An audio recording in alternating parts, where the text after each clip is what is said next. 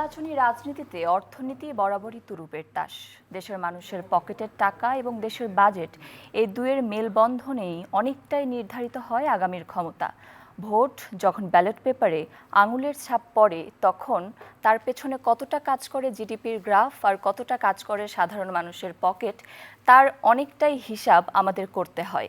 এছাড়াও আমরা যখন দেখি নির্বাচনী ইশতেহার, ভোট কি শুধু নির্বাচনী ইশতেহারে নাকি তার পেছনে আমাদের দেশের সামগ্রিক অর্থনীতিও অনেকটা ভূমিকা রাখে।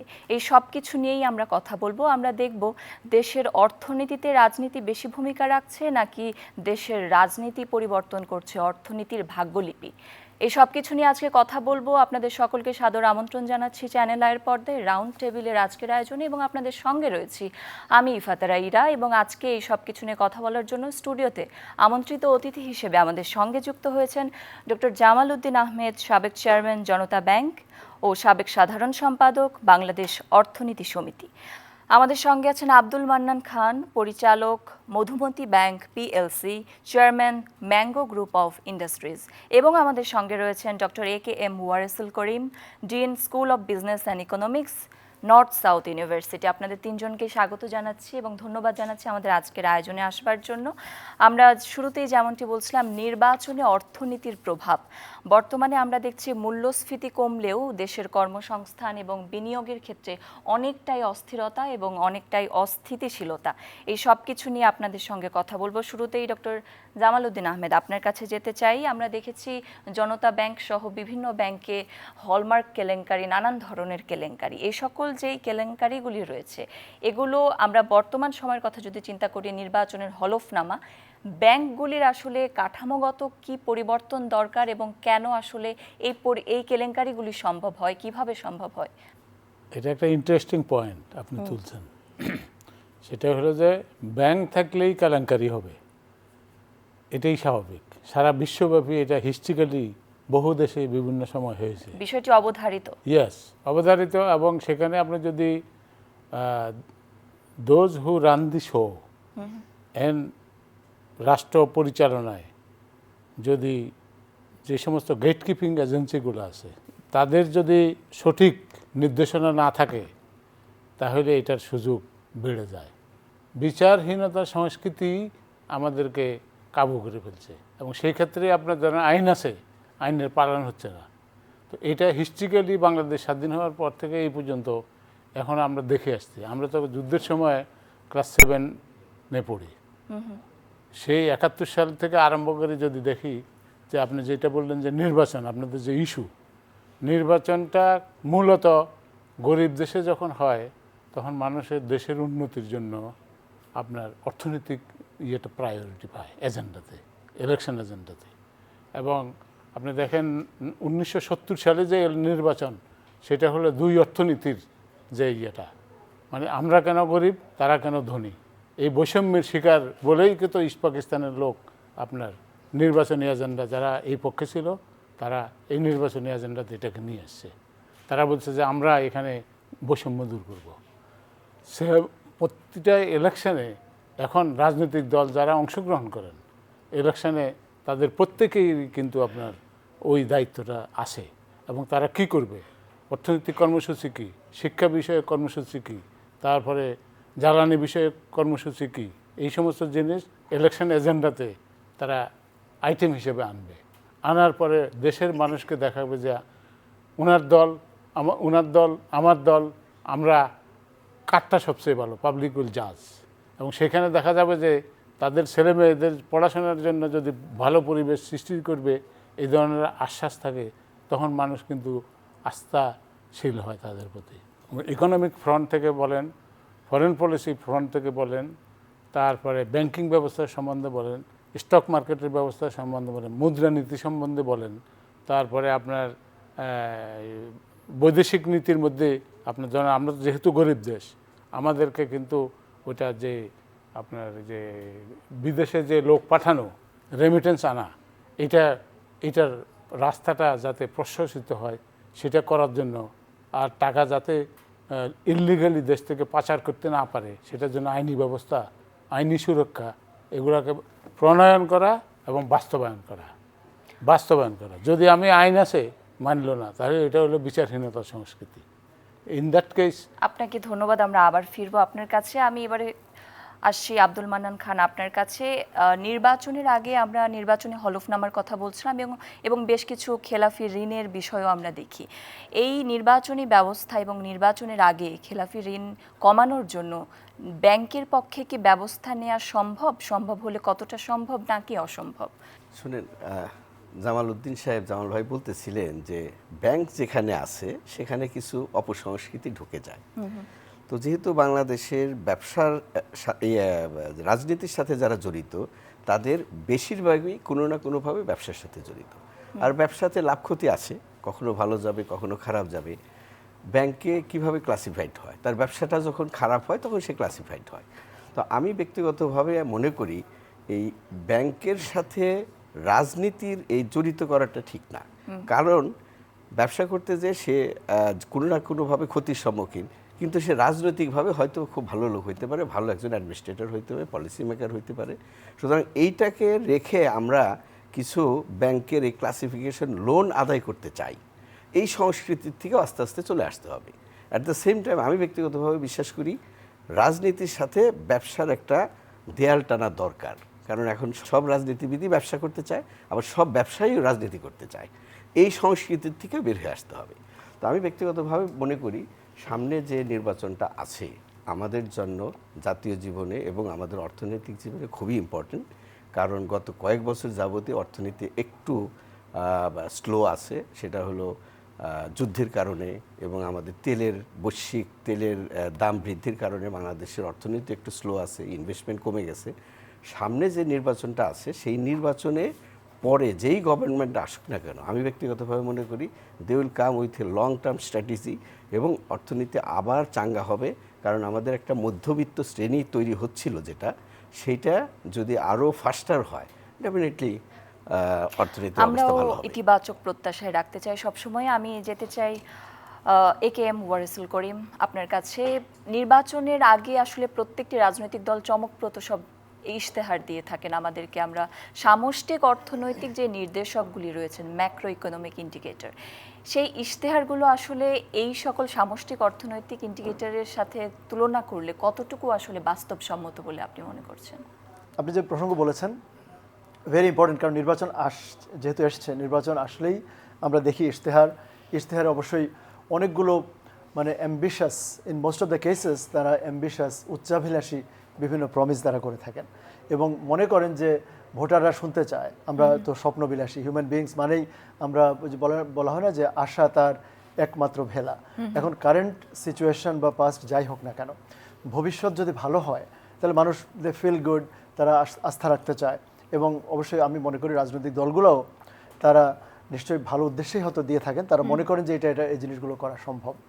কিন্তু দুটো বড় আপনি যে ইন্ডিকেটর বলেছেন macro economic indicators, inflation, interest rate, price level, আমাদের ব্যাংকিং, আনএমপ্লয়মেন্ট। এখন বাংলাদেশের দুটো বড় সমস্যা, একটা আনএমপ্লয়মেন্ট, আমাদের শিক্ষিত বেকারের হার অনেক হাই, যদি অফিসিয়াল আনএমপ্লয়মেন্ট রেট যা বলা হচ্ছে, কিন্তু আপনি যখন নিজের ফ্যামিলি, নিজের বন্ধুবান্ধবের কাছে যাবেন, তাই না স্যার, যে দেখবেন যে অনেকেই either unemployed or under employed, তারা তাদের যোগ্যতা অনুযায়ী চাকরি পাচ্ছে না। যেমন আমাদের বিশ্ববিদ্যালয়ের স্টুডেন্টরা, তারা যে ধরনের ডিসেন্ট জবস তারা ডিজার্ভ করে, আমরা তাদের সে ধরনের জব দিতে পারছি না। একটা পরিসংখ্যান দেয় আপনাকে, প্রতি বছর আমরা ওয়ার্কফোর্সে প্রায় 23 লক্ষ মানুষ, 23 লক্ষ তরুণ তরুণী, তারা দে আর অ্যাডেড টু দ্য ওয়ার্কফোর্স, মানে কর্মক্ষম হিসাবে তারা বাজারে আসে। এবং এর মধ্যে শিক্ষিতই আসে প্রায় 10-11 লক্ষ। এখন এর মধ্যে মোটামুটি জব পান এবার 10-11 লক্ষ, কিন্তু বাকি আরও 13 লক্ষ তারা ইদার আনএমপ্লয়েড ওই বছর অথবা আরও অনেক পরে গিয়ে তারা জব পান।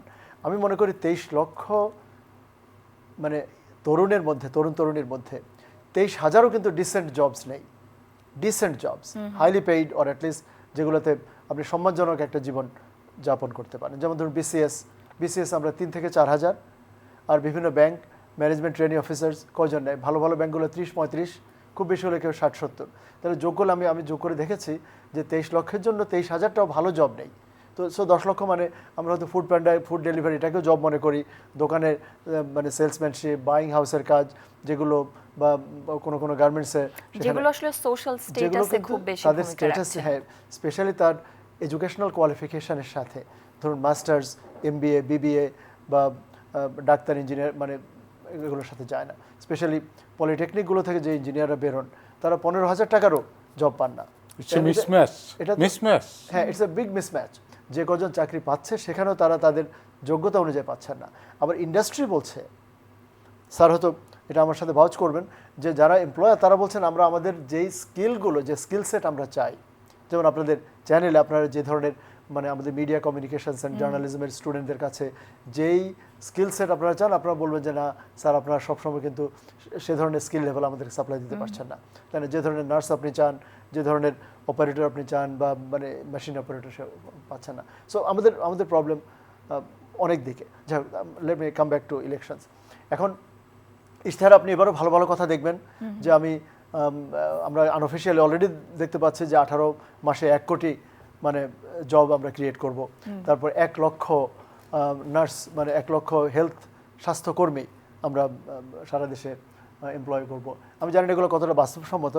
একটা জিনিস খুব ইম্পর্টেন্ট আমি মনে করি পলিটিক্যাল পার্টিসগুলোর, যে আপনি যাই বলুন না কেন এটা বিশ্বাসযোগ্য হবে যদি আপনি বাজেটটা মিলিয়ে দেন, যে আমার এই প্রোগ্রাম এটা ইমপ্লিমেন্ট করতে, ধরুন এত রাস্তাঘাট বানাতে, এতটা প্রাইমারি স্কুল, এতটা পুল, কালভার্ট, ব্রিজ এগুলো বানাতে আমার এত হাজার কোটি টাকা দরকার, এবং এভাবে ফ্রম দিস সোর্সেস, এই উৎসগুলো থেকে আমি টাকাটা আনবো।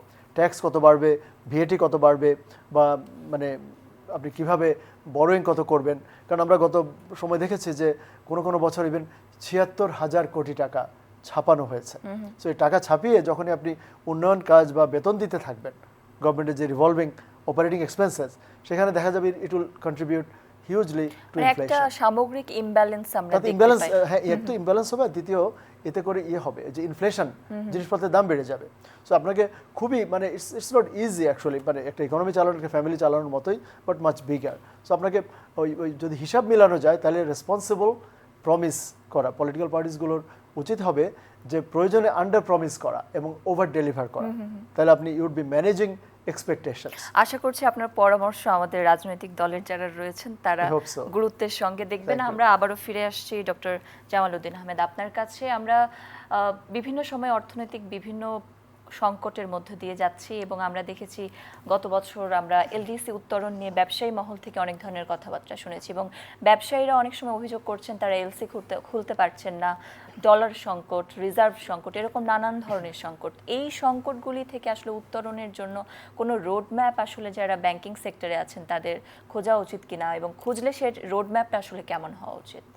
কিছু আছে, আপনার প্রশ্নটা অনেক detail, but one thing is that you must have a roadmap. You are right. But one thing is that আমি আমার দেশের যে পরিবেশ পরিস্থিতি এটা নিয়েই কিন্তু বিবেচনা করে আমাকে এটা তৈরি করতে হবে, এবং সেটা প্রত্যেকটা ইন্ডাস্ট্রিতে তাদের ইয়ে থাকতে হবে, এবং সেটা পলিটিশিয়ানরা যেহেতু decision maker at the end of the day, তারা হলো ফ্যামিলির হেড। বাংলাদেশকে যদি একটা ফ্যামিলি ধরেন, রাষ্ট্র না ধরিয়ে ফ্যামিলি ধরেন, তাহলে হলো পলিটিশিয়ানরা হলো আমাদের হেড।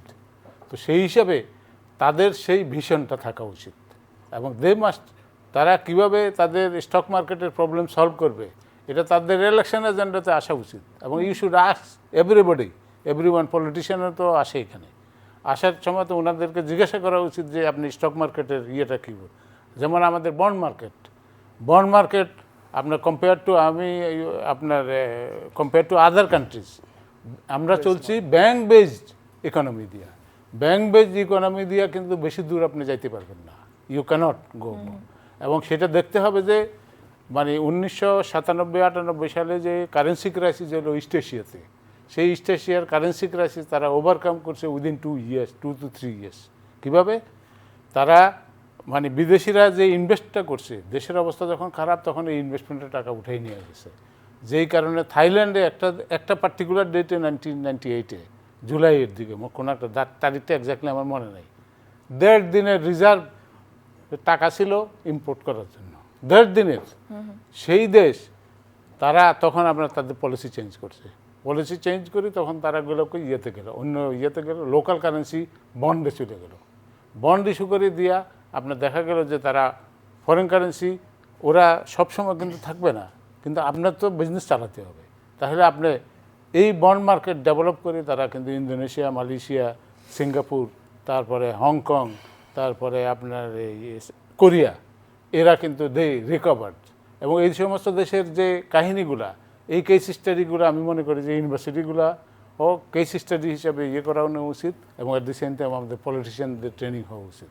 এবং যারা পলিটিক্স করে ওনাদেরকে, পলিটিশিয়ান যারা ধরেন এখন এমপির ইলেকশন হচ্ছে না, এমপিতে দাঁড়াবে তো অনেক লোকে দাঁড়াচ্ছে, এবং সেখানে উনি ইলেকশন হওয়ার পরে those who are new parliament member, never পার্লামেন্টে বসে নাই, তাকে মিনিমাম 90 ডেজে ট্রেনিং দিতে হবে পার্লামেন্টের operating procedure, how to talk with the পার্লামেন্টে কীভাবে কথা বলতে হয়, এবং সেখানে আপনার রুলস অফ রেগুলেশন, পার্লামেন্টের স্ট্যান্ডিং কমিটির যে রুলস রেগুলেশন, যে চেয়ারম্যান ওনার রেসপন্সিবিলিটি কী এবং পার্লামেন্ট মেম্বারের দায়িত্ব কী, সেগুলো কিন্তু they must know about this. এই ট্রেনিং 3 মাস দেওয়ার পরে পার্লামেন্টের অধিবেশন চালু করা উচিত।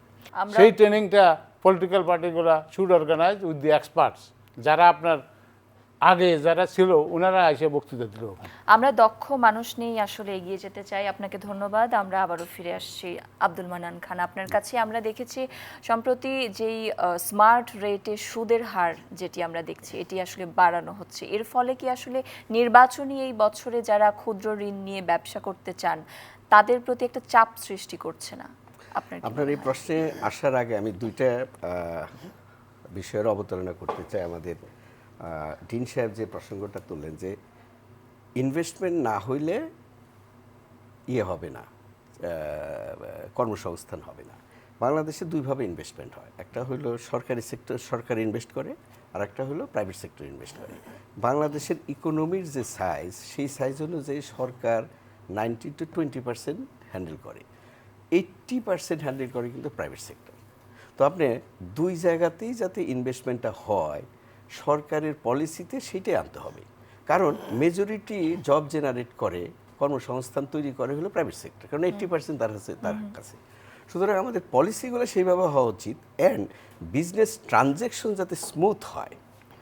বর্তমানে অনেক বছর, বেশ কয়েক বছর যাবতীয় বিজনেস ট্রানজ্যাকশন কিন্তু স্মুথ হচ্ছে না, কারণ আমাদের যে রেগুলেটরগুলো আছে, সেটা এনবিআর থেকে আরম্ভ করে কোনোটাই কিন্তু প্রপারলি ফাংশন করতেছে না, অর ভেরি স্লো, যার জন্য বিজনেস ট্রানজ্যাকশনে একটা শৈথিলতা তৈরি হয়েছে, ইনভেস্টমেন্ট প্রপারলি হচ্ছে না, কর্মসংস্থান হচ্ছে না। সেকেন্ড হলো জামাল ভাইয়ের ইস্যুতে আমি একটু আসি। বাংলাদেশ প্রথম দিক থেকে ভেরি ইউনিকলি পজিশন, কেন যেন জানি না, অন্যান্য দেশে দেখেন ভেঞ্চার ক্যাপিটাল আছে, ইনভেস্টমেন্টটা হয় হলো ভেঞ্চার ক্যাপিটালের মাধ্যমে। কারণ পাবলিকের টাকা নিয়ে ব্যাংক রিস্কি গেমে ইনভেস্ট করবে সেটা কিন্তু হয় না, অন্যান্য দেশে ডিসকারেজ করে। বড় বড় ইকোনমির কথা বলেন, এই যে কিছুক্ষণ আগে ইন্দোনেশিয়া বলেন, ইন্দোনেশিয়া এখন ডিসকারেজ করে যে ব্যাংক থেকে টাকা নিয়ে তুমি ইনভেস্ট করতে পারবে না, কস্টলি। এক হলো কস্টলি, আর হলো রিস্কি। তো ভেঞ্চার ক্যাপিটাল এই দেশে কেন যেন হয় নাই। I like to thank you the banks এবং ব্যাংকস ম্যানেজার, তারা কিন্তু এই রিস্ক নিয়েই বাংলাদেশের এই ইন্ডাস্ট্রিয়ালাইজেশন এবং যে সমস্ত বড় বড় কর্পোরেট তৈরি হয়েছে, এই ব্যাংকগুলো হেল্প করছে, কারণ এখানে কোনো ভেঞ্চার ক্যাপিটাল হয় নাই। আমি ব্যক্তিগতভাবে বিশ্বাস করি এবং মনে করি আগামী গভর্নমেন্ট এসে প্রায়োরিটাইজ করবে তার পলিসিতে, যাতে করে এই ইনভেস্টমেন্টে গভর্নমেন্টের পার্টিসিপেশন এনশিওর্ড হয়। আমি একটা উদাহরণ দিতে পারি এখানে। চায়নাতে যে সমস্ত বড় বড় ইনফ্রাস্ট্রাকচার প্রাইভেট সেক্টরে ডেভেলপ করে, ধরেন একটা গাড়ির ইন্ডাস্ট্রি, একটা অটোমোবাইল ইন্ডাস্ট্রি, সেখানে কিন্তু কম্পালসারি সরকারের পার্টিসিপেশন থাকে, either central government or provincial government or the city government. Otherwise এই প্রাইভেট সেক্টর এত বড় বড় ইনভেস্টমেন্টটা করতে পারে না। তাতে হয় কি, গভর্নমেন্টের একটা কন্ট্রোল তৈরি হয়, at the same time risk কমে যায়, কারণ সে আদারওয়াইজ সে ব্যাংক থেকে টাকাটা নিত, ব্যাংকে কার টাকা, আপনার টাকা, আমার টাকা, রিস্কে পড়ে যেতে, কারণ সব বিজনেস তো আর ভালো হবে যে ফ্যান্টাস্টিক হবে তা না। আর একটা হলো এডুকেশন সিস্টেম নিয়ে ভাই একটা বলার চেষ্টা করলেন। দেখেন, আমাদের দেশে এডুকেশনটা ব্রিটিশ আমল থেকেই কমিউনিকেশন বেস ছিল। এক সময় শিক্ষিতের হার কম ছিল, ওই 2 বছরের ডিগ্রি দিয়ে তাদেরকে এমপ্লয়মেন্টে দেওয়া হতো, তাদেরকে প্রাইমারি এডুকেশন দেওয়া হতো কমিউনিকেশন বেসড। এখন পর্যন্ত ইউনিভার্সিটিগুলা সেই কমিউনিকেশন বেসড এডুকেশনের সাথেই কনসেন্ট্রেট করতেছে, তারা কিন্তু স্কিল বেসড এডুকেশনে আসে নাই। সুতরাং আমাদের এডুকেশনটাকে আমি মনে করি ঢেলে সাজাতে হবে, স্কিল বেসড এডুকেশন ইন্ট্রোডিউস করতে হবে। আমার কোম্পানিতে অথবা আপনার এই টেলিভিশন চ্যানেলটা আপনি চালান, যেটা উনি অবতারণা করতেছিলেন, সেই টেলিভিশন চ্যানেল চালাইতে তো স্পেসিফিক কিছু স্কিল সেট লাগে। এখন আপনি বিখ্যাত একটা ইউনিভার্সিটি থেকে নর্মাল একটা সাবজেক্টে পড়ছে, তাকে এনে দিলেন, দেখবেন যে ওর 2-3 বছর এভাবে চলে যাচ্ছে। সুতরাং আমাদের যদি স্কিল বেসড এডুকেশনটা ইন্ট্রোডিউস করতে পারি ভেরি বেসিক লেভেল থেকে, তাহলে কিন্তু ওই ইন্ডাস্ট্রিগুলার এই কষ্ট হতে হয় না। যেমন আমার অনেকগুলো ইন্ডাস্ট্রিতে প্রথমে দেখা যায় এমপ্লয় করে আমি 1.5-2 বছর 3 বছর, ইভেন ব্যাংকেও তাদের ট্রেন আপ করতে হয়। এইটা একটা ওয়েস্ট হয় কোম্পানির জন্য, এটা একটা বার্ডেন তৈরি হয়। তো আর থার্ড যে প্রসঙ্গটা আপনি বললেন সেটা হলো যে সামনে নির্বাচনের আগে ডেফিনেটলি সবগুলা রাজনৈতিক দল তাদের মতো কমিটমেন্ট করবে। আমাদের দেশের প্রবলেমটা হলো ইনস্টিটিউটগুলো এখনো দাঁড়ায় নাই। রাজনৈতিক দলের যে কমিটমেন্ট অ্যান্ড এক্সিকিউশন করে পাওয়ারে আসার পর এই ইনস্টিটিউটগুলো তার বিপক্ষে অথবা পক্ষে কখনো কোনো অ্যানালাইজও করে না এবং কোনো রিপোর্টও দেয় না, ভয়ও পায় অথবা দেয়ও না।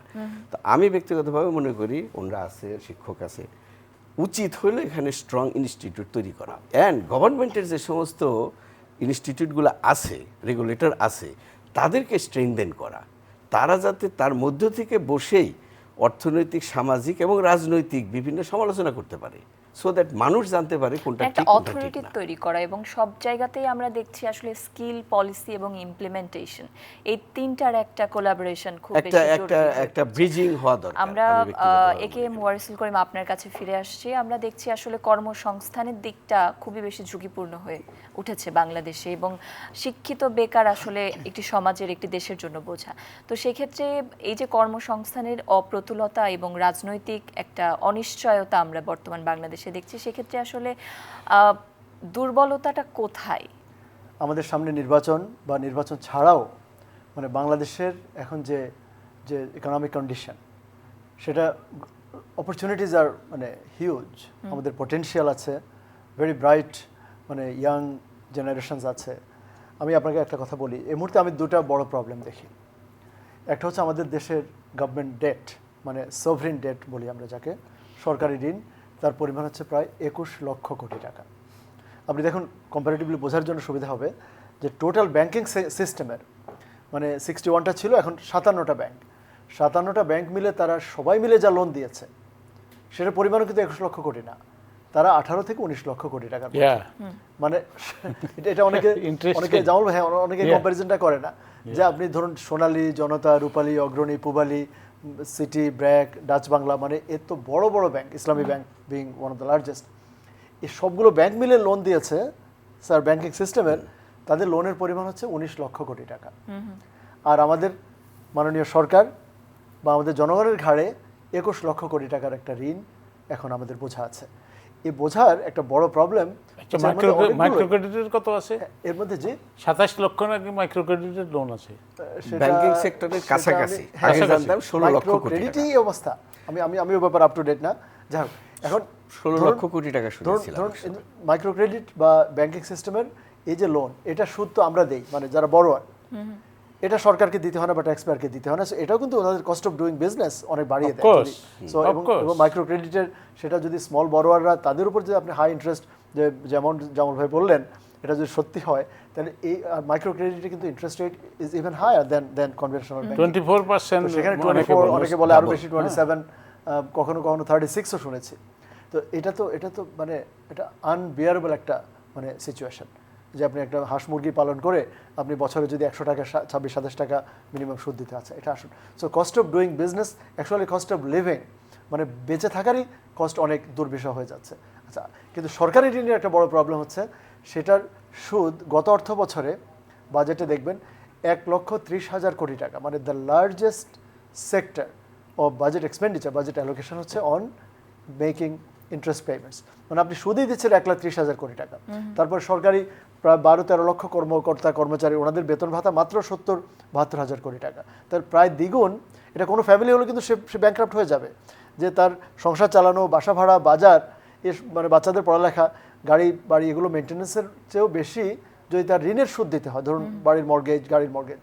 আচ্ছা, এখন এই ডেটের আমি একটা ফোরকাস্ট করেছি, একটা প্রজেকশন করেছি যে 2035-এ গেলে কী অবস্থা হবে। সেটা আমি দেখলাম যে যদি 10% রেটে গ্রো করে, কারণ আপনি তো ইনফ্লেশনের জন্য 6-7% গ্রো করাবেন, দেন আবার কিছু গ্রোথ অ্যাম্বিশন আছে, আপনি নিশ্চয়ই একই বেতনে সারা জীবন থাকবেন না, আপনি বলুন রাস্তাঘাট কিছু বানাবো, স্কুল কলেজ বানাবো।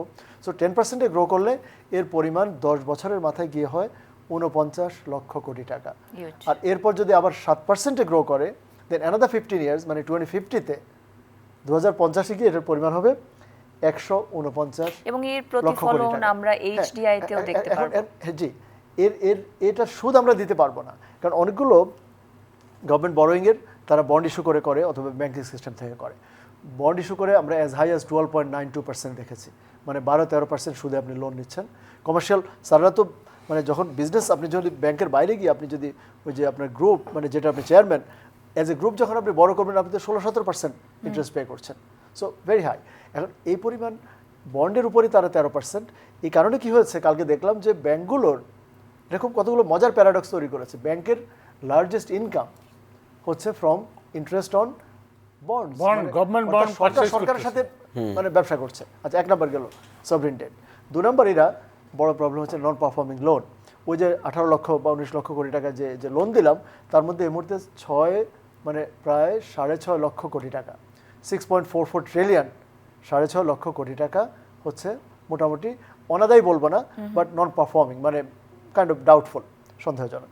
এই দুটো বড় প্রবলেম। এর মধ্যে এত অর্থনৈতিক লুটপাটও আমরা দেখেছি। এর মধ্যে এটা একটা বড় কারণ হচ্ছে আমাদের এনআরকি ছিল, ইকোনমিক মানে মিসম্যানেজমেন্ট তো আছেই, ইনএফিসিয়েন্সি, করাপশন, এটা বড় জিনিস। এবং করাপশন ছাড়াও কিন্তু আমাদের দক্ষতাও কিন্তু নষ্ট হয়েছে, কারণ আমরা যদি স্বজনপ্রীতি হয়, মানে দুর্নীতির একটা বড় প্রবলেম। যেমন আপনি এখানে অ্যাঙ্কার হিসাবে যদি আপনি যোগ্যতা অনুযায়ী না নিয়ে, ধরুন আমাকে যদি বসিয়ে দেয়, তাহলে আমি আপনার মতো মানে দক্ষতার সাথে আমার ট্রেনিং নেই, আমার মানে সেই স্কিল নেই, আমি পারবো না। তাহলে এটা যদি আপনি মেরিটোক্রেসির অভাব, মানে মেধাতন্ত্র, মেধা অনুযায়ী বাছাই না করে আপনি যোগ্যতা অযোগ্যতা না দেখে ওনাকে ফোন করলেন, তদবির করে আমি কয়েকজন ওনার ব্যাংকে ঢুকালাম, কয়েকজন জামাল ভাইয়ের ব্যাংকে ঢুকালাম, এই করে আমরা কিন্তু গোটা মানে ইনস্টিটিউশনগুলো একজন আরেকজনের পিঠ মানে চুলকাইতেছে। যেটার জন্য আসলে এই অভ্যুত্থান, সেটা আসলে অনেকটাই সেটা, হ্যাঁ, নিভে আমি- যাচ্ছে। আমি আপনাদের just- তিনজনকেই অনেক ধন্যবাদ। আমরা একেবারেই শেষ পর্যায়ে চলে এসেছি, সময়ও অনেক অপ্রতুল আমাদের হাতে। আপনাদেরকে ধন্যবাদ আজকে আমাদের আয়োজনে আসবার জন্য। আশা করছি আবারও নতুন কোনো আয়োজনে আপনাদের সঙ্গে দেখা হবে। এবং দর্শক, আমরা আশা করছি একটি কার্যকরী অর্থনৈতিক ব্যবস্থা আগামী ত্রয়োদশ জাতীয় সংসদ নির্বাচন, অর্থাৎ 12ই ফেব্রুয়ারিতে যেটি হতে যাচ্ছে, সেটির মাধ্যমে আমরা পাবো। এবং নতুন সরকার নতুনভাবে অর্থনৈতিক বন্দোবস্ত তৈরি করবেন দেশের সাধারণ মানুষদের জন্য, সেই প্রত্যাশা নিয়ে আজকের রাউন্ড টেবিল থেকে বিদায় নিচ্ছি।